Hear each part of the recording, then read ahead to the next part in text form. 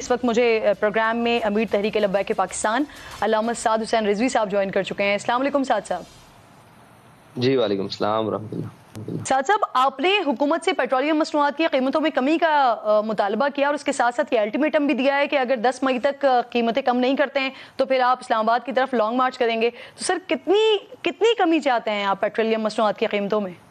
بسم اللہ الرحمن الرحیم۔ جی یہ ہمارا مطالبہ پچھلے تقریباً 2.5 ماہ سے چل رہا ہے جی، اور حکومت اس کو اللہ تعالیٰ سے کام لے رہی ہے، بلکہ 2 روپے کم کر کے یا 5 روپے کم کر کے 15 روپے بڑھا دیتی ہے، یا 7 روپے کم کر کے 10 روپے بڑھا دیتی ہے۔ تو ہمارا یہ مطالبہ یہ ہے کہ یہ 14 فروری والی قیمتوں پر دوبارہ پیٹرول کو مستحکم کیا جائے، تاکہ کوئی سہولت کی زندگی جی سکے اور سکون کی زندگی جی سکے۔ 250 روپے کے قریب اگر آپ کہہ رہے ہیں تو ابھی کچھ اطلاعات ایسی آ رہی ہیں کہ شاید حکومت 5 سے 7 روپے کمی کرنے جا رہی ہے۔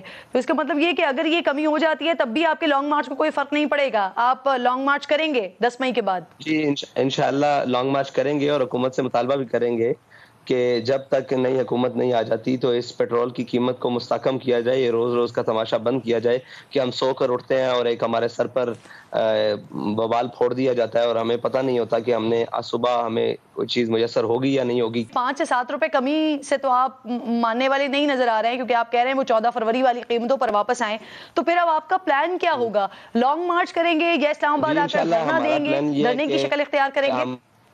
جی وہ یہ تھا کہ ہم نے پہلے مرحلے میں ایک احتجاجی شکل کے طور پر ایک مکمل شٹر ڈاؤن ہڑتال کی کال دی تھی، جسے قوم نے کامیاب بنایا تھا اور ہماری آواز پر، تحریک لبیک کی آواز پر لبیک کہا تھا۔ اس کے بعد ہم نے ان کو دوبارہ وقت دیا تاکہ یہ اپنی جو بھی معاملات ہیں ان کو دیکھ لیں، لیکن مسلسل وقت دینے کے باوجود حکومت ٹس سے مس نہیں ہو رہی۔ تو اس کے لیے پھر انشاءاللہ وہ جو بھی ایک احتجاجی لاء عمل ہے وہ ہماری تحریک نے بنایا ہے، انشاءاللہ 11 تاریخ کو ہم اسلام آباد کی طرف لانگ مارچ کریں گے۔ سر دھرنا کہاں دیں گے، کس پوائنٹ پر؟ اگر حکومت اس کے باوجود ہمارے مطالبات ماننے پر تسلیم نہ ہوئی تو پھر جو بھی مناسب مقام ہوگا اس کے اوپر دھرنا دیا جائے گا۔ سر ٹی ایل پی کے بارے میں ایک تاثر دیا جاتا ہے کہ یہ پریشر گروپ ہے، اور آپ کو جب اشارہ ہوتا ہے تو تب آپ نکل پڑتے ہیں۔ پاکستان تحریک انصاف تو اس وقت یہ مومنٹم بنا رہی ہے کہ آپ کو اشارہ ہو گیا ہے اور اس وجہ سے پھر آپ یہ دھرنے اور لانگ مارچ کے لیے نکل رہے ہیں۔ اس سے الٹیمیٹلی حکومت کو فائدہ ہوگا اور حکومت یہ ایک بیانیہ بنا سکے گی کہ دیکھیں اس سچویشن میں ہم الیکشن نہیں کروا سکتے کہ جب ایک گروپ نکلا ہوا ہے، وہ لانگ مارچ کر رہا ہے، وہ دھرنے دے رہا ہے۔ تو سر اس پر کیا رسپونڈ کریں گے؟ واقعی اشارہ ہوا ہے کیا آپ کو؟ تحریک لبیک پاکستان اپنے نظریے اور اپنی بنیادی اصولوں کے اوپر سیاست کرتی ہے، نہ کسی کے اشاروں پر چلتی ہے۔ سوال یہ ہے کہ اشارہ کس کا تھا جب جناب ٹکٹیں لے کر دے کر اور جناب ملک کی وہ سارے الیکٹیبلز کو نہلا دھلا کر پی ٹی آئی میں شامل کیا گیا؟ پھر کس کا اشارہ تھا کہ کشمیر بیچ دیا گیا؟ پھر کس کا اشارہ تھا کہ اسمبلیاں توڑ دی گئیں؟ یہ ہم سے نہ منہ کھلوائیں گے تو بہت ساری بات سرے بازار ہر چیز گردش کر رہی ہے۔ ہم اشارے پر نہیں ہیں، ہم نظریے پر ہیں۔ وہ نون لیگ کا دور ہو، وہ پی ٹی آئی کا دور ہو، وہ سارا کچھ ہو۔ اصل میں تکلیف یہ ہے کہ جب ہم نکلتے ہیں، جب ہم اپنا ایک معاملات اور اپنی کمپین چلاتے ہیں تو اس وقت کہتے ہیں کہ ٹی ایل پی والے نکلتے نہیں ہیں، اور جب ہم نکلتے ہیں تو پھر یہ کہتے ہیں یہ کیوں نکلتے ہیں۔ مسئلہ یہ ہے کہ اس وقت پی ایم ایل ہو، پی ٹی آئی ہو، پیپلز پارٹی ہو، نون لیگ ہو، کوئی بھی جماعت ہو، وہ اپنے مفاد کی سیاست کر رہی ہے۔ میں سمجھتا ہوں کہ اس وقت صرف تحریک لبیک ہے جو قومی مفاد کی بات کر رہی ہے۔ سر رانا ثناء اللہ صاحب ایکسپرٹ مانے جاتے ہیں لانگ مارچ کو روکنے کا۔ پاکستان تحریک انصاف جو اس وقت پاکستان کے مقبول ترین لیڈر عمران خان صاحب بنے ہوئے ہیں، ان کے لانگ مارچ کو رانا ثناء اللہ صاحب نے گلیوں کا لانگ مارچ بنا دیا تھا۔ تو سر آپ رانا ثناء اللہ صاحب کا سامنا کرنے کے لیے تیار ہیں؟ آپ کی اسٹریٹجی ہے؟ ہم ہر ایک کا سامنا کرنے کے لیے تیار ہیں، جو بھی سیاسی معاملات ہیں ان کا سامنا کرنے کے لیے تیار ہیں، اور جو بھی معاملات ہوں گے ہم سامنا کرنے کے لیے تیار ہیں۔ رانا صاحب سمجھدار آدمی ہیں، وہ ایسی حرکت پی ٹی آئی کے ساتھ تو کر سکتے ہیں، ہمارے ہاں وہ ان کے ساتھ تو کر سکتے ہیں، انہیں ہم اچھی طریقے سے جانتے ہیں اور وہ ہمیں اچھے طریقے سے جانتے ہیں۔ اگر میدان بھی حاضر اور گھوڑا بھی حاضر، وقت بتائے گا کہ کیا ہوگا۔ سر پی ٹی آئی کے ساتھ کوئی سیٹ ایڈجسٹمنٹ ہو سکتی ہے آپ کی؟ نہیں جی، پی ایم ایل این کے ساتھ بھی نہیں ہو سکتی اور پی ٹی آئی کے ساتھ بھی نہیں ہو سکتی جی۔ اس سے مذاکرہ خیز بات ہو کوئی نہیں سکتی کہ ساری جماعتیں اکٹھی ہیں، ان کا نظریہ کیا ہے۔ 13 جماعتیں ہیں، ان میں سے کسی ایک کا نظریہ بتا دیں ہے کیا۔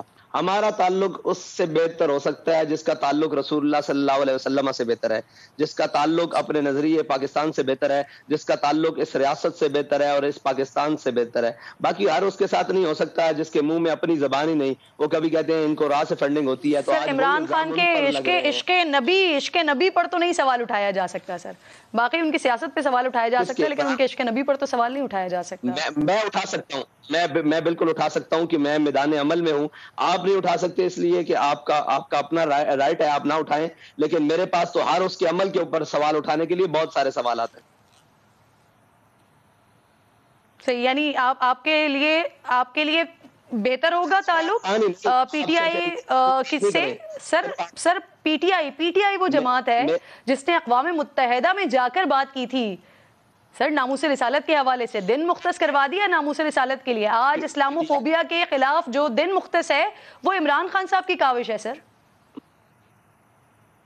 عمران خان صاحب کی ہوگی، لیکن پی ٹی آئی ہی وہ جماعت ہے جس نے اپنے ملک کے باشندوں کو لبیک یا رسول اللہ نعرہ لگانے پر گولیوں سے پون دیا تھا۔ پی ٹی آئی ہی وہ جماعت ہے جس نے اپنے ملک کے اندر ناموس رسالت کے اوپر پہرا دینے والی جماعت کو کالعدم کیا تھا۔ آپ صرف پی ٹی آئی کی بات نہ کریں، اس حمام میں ناموس رسالت اور ختم نبوت اور پاکستان کے نظریات سے کھیلنے والی یہ ساری جماعتیں موجود ہیں۔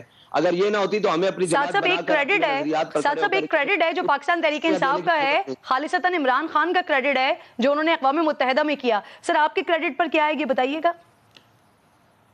میری بات سنیں، اگر عمران خان نے اقوام متحدہ پر تقریر کی ہے تو میں ان الفاظ کو کیا کروں کہ جو اپنے ملک کے اندر اسی نام پر گولیاں مار دے؟